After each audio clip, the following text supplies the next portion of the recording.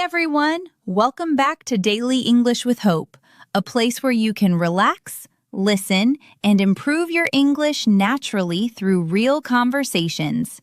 I'm Hope. And I'm Adam. Adam, you came into the studio saying, "We need to talk about 3 words." That sounded serious. The 3 words were I don't know. In an online meeting this morning, our manager asked when a delayed order would arrive. 2 people gave that answer, and then nobody knew where to take the conversation. I don't know was not grammatically wrong. The problem was that it gave no direction. Could someone check? Did they need more time? Was it another person's responsibility? We could not tell. Exactly. So today, I do not want to ban I don't know.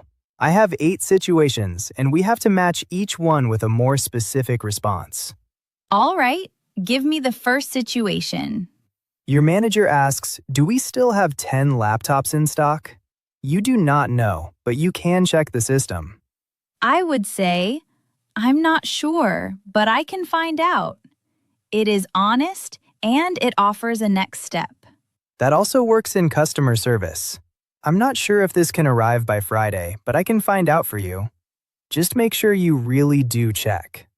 Now suppose I cannot check immediately. I need to review a report or speak to someone first. Then say, let me get back to you on that. It means I will check and answer later. It becomes even more useful when you add a time. Let me get back to you on that by the end of the day. Third situation. I work in web development and someone asks me a detailed question about the company's legal policy. I do not have the right expertise. You can redirect politely. I'm not the best person to answer that, but Maya in HR should be able to help. That second half matters. You are not pushing the person away. You are pointing them towards someone useful. Right. Use it only when another person honestly has better information, not to avoid something that is your responsibility.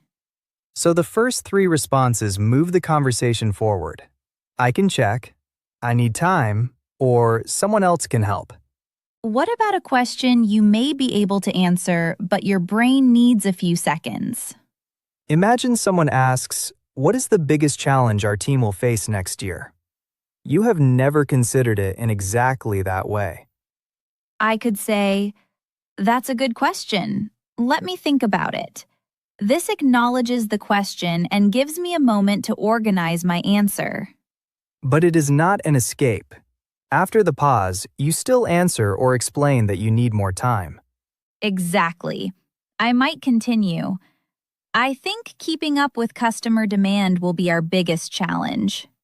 Now suppose I ask, how many people attended last year's event? You remember a rough number, but you have not checked. Then I can say, off the top of my head, I would say about 200 people, but I would need to check the final count. So it means this answer is from memory and may not be exact, not I know nothing. Yes, it is useful for estimates and low-risk information. For a medical dosage, legal deadline, or final financial figure, do not guess. Check first. For an exact account balance, I should say, let me get back to you on that and verify it. Now let us move to everyday conversations. What is the name of the actor who played the neighbor in that comedy we watched? Oh, I know his name. Wait, it's on the tip of my tongue.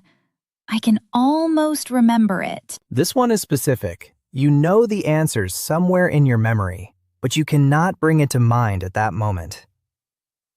You can use it for a person's name, a place, a word, a song title, or any fact you temporarily cannot remember.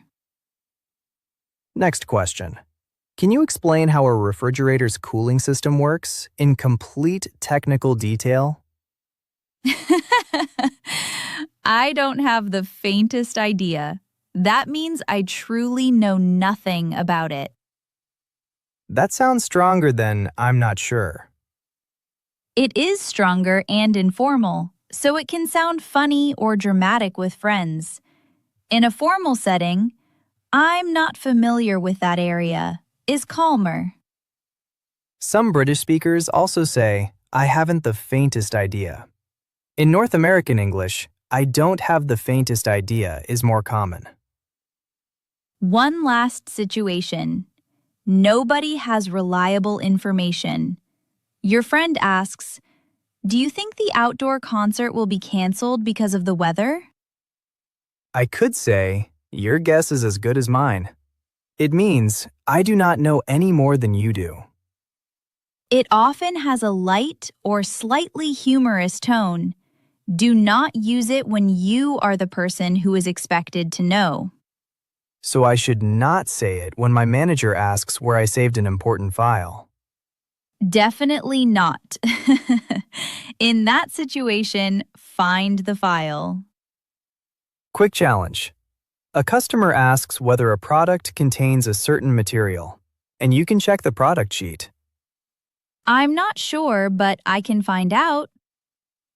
A colleague asks for an exact figure, but you need to read the monthly report first.